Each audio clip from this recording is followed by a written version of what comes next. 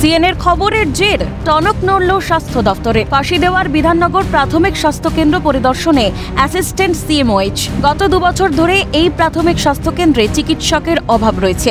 বারবার সিএমওএইচকে জানানো হলেও কোনো সুরাহা হয়নি। এদিকে প্রতিনিয়ত বাড়ছে রোগীর চাপ। অভিযোগ এরপরই আয়ুর্বেদিক চিকিৎসক রাহুল বণিক রোগীদের অ্যালোপ্যাথি ওষুধ দিতে শুরু করেন। এই খবর সম্প্রচারিত হয় সিএনএর পর্দায়। ঘটনা জানাজানি হতেই আতঙ্ক ছড়িয়ে পড়ে রোগীদের মধ্যে। এরপরই নড়ে চড়ে বসে জেলা স্বাস্থ্য দফতর। ঘটনাস্থল পরিদর্শনে যান অ্যাসিস্ট্যান্ট সিএমওএইচ। সারেজমিনে তদন্ত করার আশ্বাস দার্জিলিংয়ের সিএমওএইচ তুলসী প্রামাণিকের। ঊর্ধ্বতন কর্তৃপক্ষকে জানানো হয়েছে, খতিয়ে দেখা হচ্ছে বলে জানিয়েছেন ফাঁসি দেওয়ার বিএমওএইচ। ঘটনাটা ডিটেলস জানতাম না, আমি তারপরে জেনেছি ঘটনাটা, তারপরে আমি হায়ার অথরিটিকে জানিয়েছি। এখন ওনারা ওখান থেকে স্টেপ যা নেওয়ার ওখান থেকে ব্যবস্থা করছে। দীর্ঘদিন থেকে ওখানে চিকিৎসকের ঘাটতি আছে, তারপরে আমরা সেগুলো হায়ার অথরিটিকে জানিয়েছি। ওখান থেকে রিক্রুটমেন্ট এখনও তো কিছু প্রসেস হয়নি। এইটার অভাবের জনিত কারণে আমরা খুবই ভুক্তভোগী।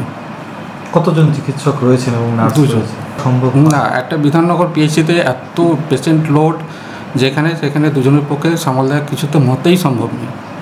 আরে না, আমি একটা রিপোর্ট চেয়েছি, রিপোর্টটা আমাকে দিলে পরে আমি দেখছি কি করা যায়। ঠিক আছে, কোনো কিছুই করছি না আমরা, আগে তো রিপোর্ট পাবো তারপরে ব্যাপার। ওকে, কেউ যদি আয়ুর্বেদিক ডাক্তার হিসেবে বসে সেখানে যদি অ্যালোপ্যাথি প্র্যাকটিস করেন, তাহলে সেইখানে বক্তব্য হচ্ছে যে সেটা তিনি করতে পারেন না। সেটা যদি হয় সেটা দুর্ভাগ্যজনক এবং সেটা নিশ্চয়ই সংশ্লিষ্ট অথরিটি বিষয়টা খতিয়ে দেখবেন। এনএমসি গাইডলাইন বা মেডিকেল কাউন্সিল অফ ইন্ডিয়া 1956 সালের অ্যাক্ট অনুযায়ী এই ধরনের ঘটনাকে স্বীকৃতি দেয় না। সুতরাং এখানেই উঠছে প্রশ্ন।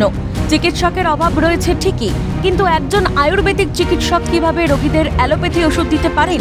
এখন দেখার আইনের ঊর্ধ্বে গিয়ে এই ধরনের ঘটনায় অভিযুক্ত চিকিৎসকের বিরুদ্ধে কি পদক্ষেপ নেয় প্রশাসন।